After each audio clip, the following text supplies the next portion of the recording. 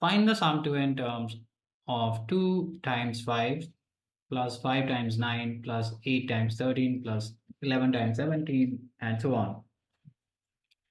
Here we have a series which is not an AP. It's not a GP. It is not a GP, not arithmetico-geometric progression. It is a combination of two APs. So here the first parts 2, 5, 8, 11, and so on, they form an AP. Similarly, 5, 9, 13, 17, and so on, they also form an AP. For first AP, which is 2, 5, 8, 11, and so on, here A is 2, D is 3.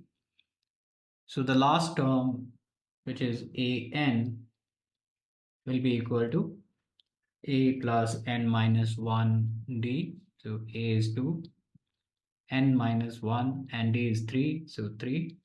And if we simplify this, we'll get 3N minus 1. So that's the nth term of the first part. Similarly, the second parts 5, 9, 13, 17, and so on. Here, the nth term will be A, which is 5, plus n minus 1 times D is 4 here, 9 minus 5, right? So 4.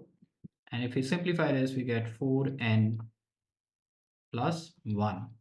That's the nth term of the second parts. Combining these two will get the nth term of this series.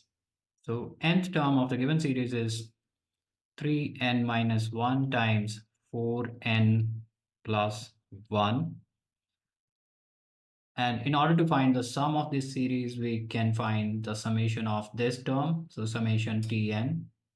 So it will be summation of this expression, which is 12n squared minus n minus 1, which can be written as 12 times summation of n squared minus 1 times summation n and summation 1. So it's 12 times summation n square is n times n plus 1 to n plus 1 over 6. Sum of first n natural numbers is n times n plus 1 over 2, and 1 added n times will be n. Simplifying this expression, we'll get n over 2 times 8n squared plus 11n plus 1.